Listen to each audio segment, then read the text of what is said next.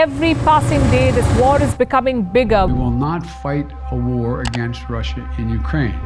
Provocations that could trigger World War III. Again, with the latest on the war in Ukraine, peace talks with President Putin fail. It would mean World War III. It is clear that World War III can only be nuclear, Sergei Lavrov, Russia Foreign Minister, warns. I'm not sure what else will give you reason to be concerned if this remark doesn't. For those of us in the West, particularly the United States, don't think for a second that you'll be safe if Russia decides to use nuclear weapons on the US. Russia's nuclear bomb can reach the United States in 30 minutes, and unfortunately, the US does not now have the capability to stop it. Check out the link in the description if you want to learn more about the nuclear apocalypse and how the present battle between Russia and Ukraine might quickly evolve into a nuclear war. With the exception of a brief period in 2020, the word World War III is nearly never spoken in public or private dialogue, including the mainstream media. All of that changed in February 2022, however, when Vladimir Putin invaded Ukraine. As the fight continues to escalate, despite sanctions imposed on Russia by practically all Western countries and big multinational businesses, many people fear that we are on the verge of World War III. Is it possible that the present Russia-Ukraine conflict could escalate into a big war?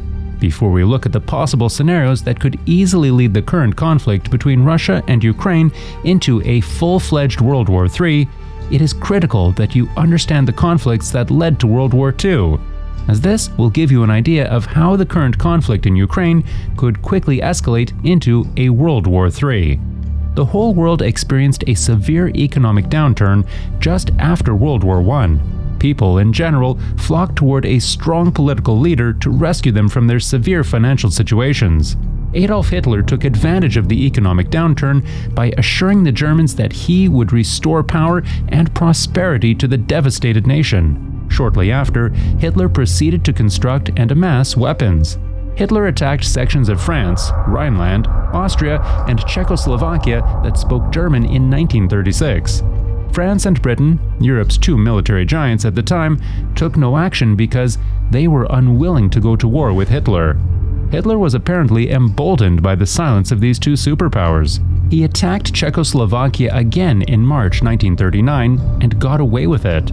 He wasn't finished yet. Hitler attacked Poland on September 1, 1939, but this time the United Kingdom and France intervened. 2 days later, they declared war on Germany, kicking off World War II. To put this in context, it is believed that over 60 million people died in World War II, including over 400,000 Americans. According to USA Today, World War II cost the United States $4.69 trillion. Make no mistakes, war is costly. How can the current conflict between Ukraine and Russia escalate to World War III?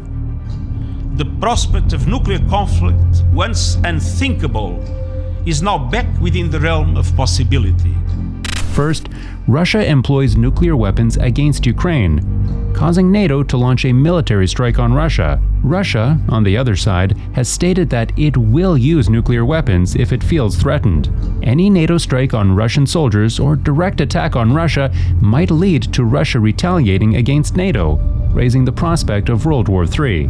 Putin has threatened that if the West intervenes in Ukraine's present conflict, he will use nuclear weapons. If you believe in Jesus Christ, you know that he foretold that these crises would occur in the end times, and that they are all signs of his second coming. God is in charge, not Putin, the Pope, or any other superpower. He alone will determine when the world will end. Another possibility that might push the present conflict between Ukraine and Russia into World War III is NATO and the US initiating an assault on NATO nations bordering Russia. Unfortunately, some bloodthirsty government leaders and global corporations profit from wars. The US invasion of Iraq in 2003, under the premise that Saddam Hussein held weapons of mass destruction, is a prime example. While millions of lives were lost and billions of dollars in property was destroyed, global oil firms benefited immensely. According to this article by peoplesworld.org, U.S. natural gas interests are fueling the Ukraine crisis.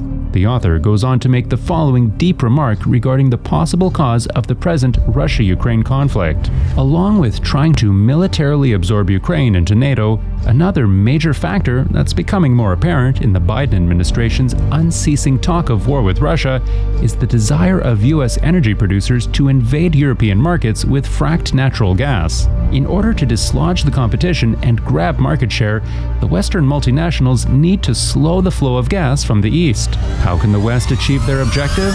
War? The West must find a way to initiate the conflict, stage an attack on a NATO nation, and blame it on Russia. As things stand, NATO cannot strike Russia for attacking Ukraine since Ukraine is not a NATO member. But what if NATO launches an attack on one of Russia's NATO-aligned neighbors? Article 5 might be triggered, forcing NATO to protect its allies and plunge Europe into World War III. Putin has repeatedly stated that if Russia is attacked by NATO, Russia will engage in a military battle with the West. Furthermore, Putin has stated that any military conflict will entail nuclear weapons. If Russia deploys nuclear weapons against NATO, other NATO members will almost certainly react, resulting in World War III. Apostle Paul warns in 2 Timothy 3, verse 1, that in the last days, dangerous times of great stress and trouble will come, difficult days that will be hard to bear. We are living in dangerous times. May the Lord keep you and protect you. Amen.